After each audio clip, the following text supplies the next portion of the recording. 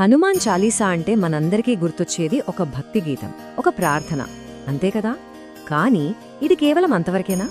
లేక ఈ అనంత విశ్వం యొక్క రహస్యాలన్నీ దాగి ఉన్న ఒక కాస్మిక్ కోడ్ అనుకోవాలా? అసలు విషయం ఏంటంటే చాలా మందికి తెలియదు, కానీ చాలీసాలో ఉన్న ప్రతి అక్షరం వెనుకాల మోడర్న్ ఫిజిక్స్, ఆస్ట్రోనామీ, చివరికి న్యూరోసైన్స్ కూడా దాగి ఉన్నాయని ఒక థియరీ ఉంది. సో మనం ఇచ్చిన ఇదే నాసా కనిపెట్టక ముందే సూర్యుడికి భూమికి మధ్య దూరాన్ని లెక్కించడం దగ్గర నుండి మన డిఎన్ఏను రీపేర్ చేసే సౌండ్ వేవ్స్ వరకు ఈ పురాతన కీర్తనను ఒక సైంటిఫిక్ టెక్స్ట్ లాగా చూడొచ్చా? సరే పదండి, దీని లోతుల్లోకి వెళ్ళి చూద్దాం. సరే, అన్నిటికంటే ఆశ్చర్యకరంగా అనిపించే క్లెయిమ్తో మొదలు పెడదాం. అదేంటంటే 16వ శతాబ్దంలో రాసిన ఈ కీర్తన సూర్యుడికి మనకి మధ్య ఉన్న దూరాన్ని చాలా ఖచ్చితంగా లెక్కించిందని అంటారు. అసలిది ఎలా సాధ్యం? మనకు ఈ లైన్ వస్తుంది కదా, పెద్దగా పట్టించుకోకుండా చదివేస్తాం. కానీ ఈ ఒక్క చిన్న లైన్లోనే ఆ కాస్మిక్ మ్యాథమెటిక్స్ అంతా దాగి ఉందని అంటారు. అసలు ఈ పదాల అర్థమేంటి? వాటిని విడదీసి చూస్తే ఏం తెలుస్తుంది? తులసీదాస్ గారు రాసిన ఈ లైన్లో 3 ముఖ్యమైన పదాలున్నాయి. హిందూ కాలమానం ప్రకారం ఒక యుగం అంటే 12,000 దివ్య సంవత్సరాలు. సంస్కృతంలో సహస్ర అంటే సింపుల్గా 1000.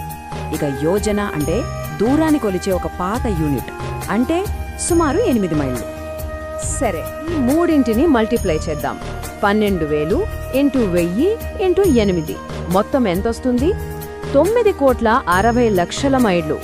దీన్ని మనం కిలోమీటర్లలోకి మార్చుకుంటే సుమారుగా 153.6 మిలియన్ కిలోమీటర్లు వస్తుంది. ఇక్కడే ఆ మోడర్న్ సైన్స్ ప్రకారం, అంటే నాసా చెప్పిన దాని ప్రకారం, భూమికి సూర్యుడికి మధ్య ఉన్న యావరేజ్ దూరం కూడా సుమారుగా 150 మిలియన్ కిలోమీటర్లు.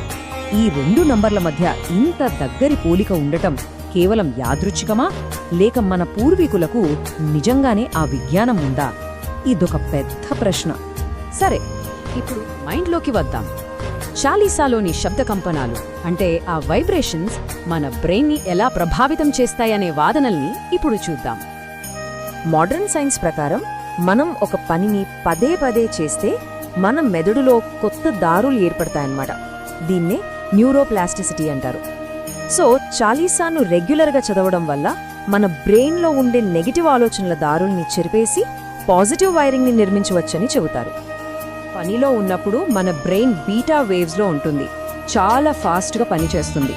కానీ హనుమాన్ చాలీసాని ఒకే రిథంలో చదువుతుంటే మన బ్రెయిన్ నెమ్మదిగా ఆల్ఫా, తీటా స్టేట్లోకి వెళ్తుంది. ఇదొక రకమైన డీప్ మెడిటేషన్ స్టేట్ అన్నమాట.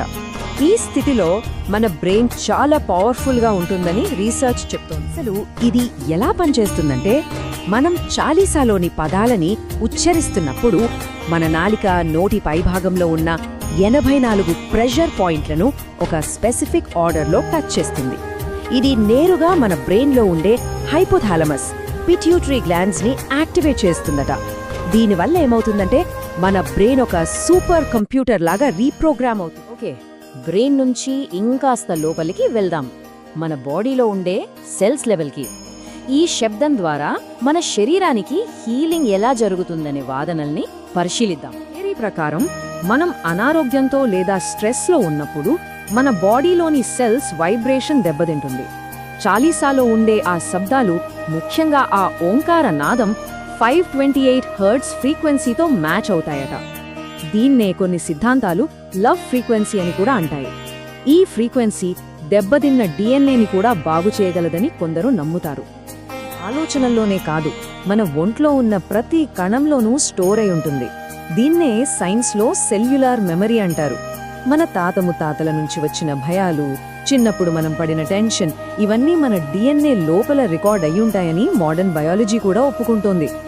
అందుకే కేవలం ఒక కోరికగా కాకుండా మన బాడీ లోపల జరిగే ఒక హీలింగ్ ప్రాసెస్గా, ఒక ఎపిజెనెటిక్ మార్పుగా చూడాలంటారు.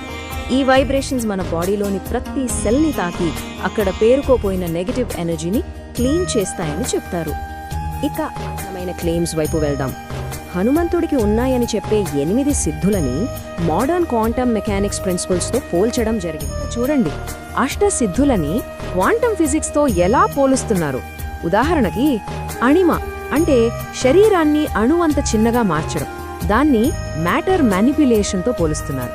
అలాగే ప్రాప్తి అంటే ఒకేసారి ఎక్కడికైనా వెళ్ళగలగడం, దాన్ని టెలిపోర్టేషన్తో పోలుస్తున్నారు. ఇంకా ఇంట్రెస్టింగ్గా ప్రాకామ్యం అంటే గోడల లాంటి వస్తువుల గుండా వెళ్ళిపోవడం, దాన్ని క్వాంటమ్ టన్నలింగ్తో.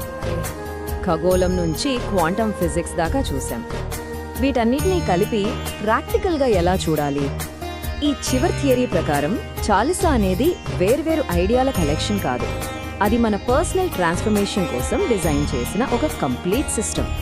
ఫైనల్గా చాలీసాని ఒక కంప్యూటర్ ఆపరేటింగ్ సిస్టమ్తో పోలుస్తున్నారు. ఇది మన సబ్కాన్షియస్ మైండ్ని రీప్రోగ్రామ్ చేసి సక్సెస్ వైపు నడిపించడానికి డిజైన్ చేసిన ఒక పవర్ఫుల్ కోడ్ అని అంటారు. ఇఫ్ దెన్ లాజిక్ ఉంటుంది కదా, అంటే ఇది జరిగితే అది చెయ్యి అని. అలాగే మన లైఫ్లో ఎలాంటి సిచ్యువేషన్ వచ్చినా చాలీసాలోని ఒక లైన్ మన బ్రెయిన్లో ఆటోమేటిక్గా ఒక పాజిటివ్ రెస్పాన్స్ని ట్రిగర్ చేస్తుందట. ఫర్ ఎగ్జాంపుల్, భయం వేసినప్పుడు భూత పిశాచ నికట నహి ఆవే అనే లైన్ మన బ్రెయిన్లోని ఫియర్ సెంటర్ని శాంతపరిచే ఒక కోడ్ లాగా పనిచేస్తుందట. పాఠకర జోయి అంటే 100 సార్లు చదవమని ఎందుకు చెప్పారంటే దాని వెనక ఒక సైంటిఫిక్ రీజన్ ఉందంటారు. ఒకే విషయాన్ని 100 సార్లు చదివినప్పుడు మన లాజికల్ మైండ్ పక్కకు తప్పుకుని ఆ వైబ్రేషన్స్ నేరుగా మన సబ్కాన్షియస్ మైండ్లోకి వెళ్తాయట. అప్పుడు మన పాత నెగటివ్ ప్రోగ్రామింగ్ని డిలీట్ చేసి ఒక కాన్ఫిడెంట్ విక్టరీ మోడ్ సాఫ్ట్వేర్ని మన మైండ్లో ఇన్స్టాల్ చేస్తుంది. హనుమాన్ చాలీసాలోని సైన్స్పై మన ప్రయాణం ఇక్కడితో ముగిసింది, కానీ ఆలోచన మాత్రం ఇక్కడే మొదలవ్వాలి. ఒకవేళ ఈ పురాతన మంత్రాలు మనం మర్చిపోయిన ఒక టెక్నాలజీ అయితే, ఈ విశ్వంతో కనెక్ట్ అవ్వడానికి మన పూర్వీకులు కనిపెట్టిన ఒక మార్గమైతే, దీనిపై మీరేమనుకుంటున్నారో ఆలోచించండి.